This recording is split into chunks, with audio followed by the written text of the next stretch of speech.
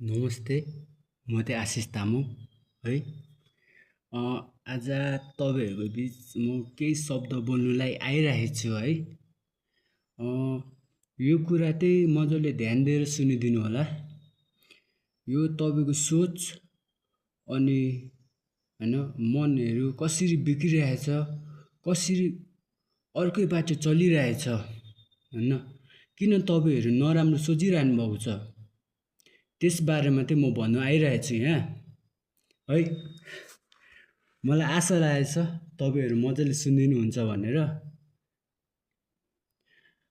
त्यो भन्नुपर्दाखेरि चाहिँ तपाईँहरू किन नराम्रो सोचिरहनु भएको छ भन्दाखेरि तपाईँहरूको बानी अलिक अर्को टाइपको छ क्या। तपाईँहरू नराम्रो बाटो हिँडिरहनु भएको छ, तपाईँ राम्रो बाटो हिँड्नु भएको छैन क्या। यो कुरा मजाले बुझिदिनु।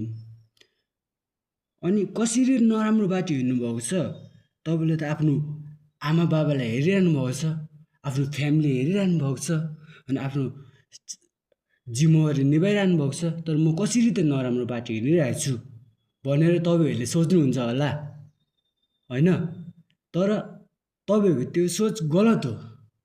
तपाईँहरूले चाहिँ के गल्ती गरिरहनु भएको छ भनेपछि तपाईँहरूले हेर्ने नजर बाहिर अरूलाई नराम्रो दृष्टिले हेरिरहनु भएको छ, नराम्रो नजरले हेरिरहनु भएको छ क्या। तपाईँ उहाँलाई नराम्रो सोचले हेरिरहनु भएको छ।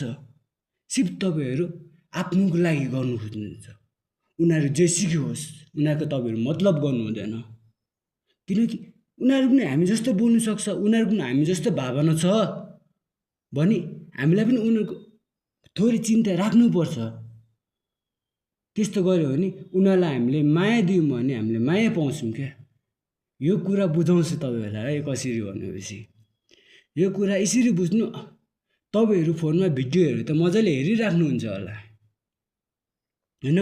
अब अरूले भिडियोमा खुसी होइन, अरूले कसलाई मद्दत होइन माया गरेर केही दिएको देख्दाखेरि, मद्दत गरेको देख्दाखेरि होइन, उनीहरू हाँसिरहेको देख्दाखेरि तपाईँ पनि खुसी हुनुहुन्छ देखेर चाहिँ, हेर्दाखेरि फोनमा हेरी चाहिँ। तर तपाईँहरू रियल्ली चाहिँ किन त्यो जिन्दगीमा चाहिँ त्यसरी चल्नु सक्नु भएको छैन? किन त्यो होला भन्नु त? यसको के प्रश्न छैन होला क्या मेरोमा चाहिँ होइन। म चाहिँ एक्लै आएर किन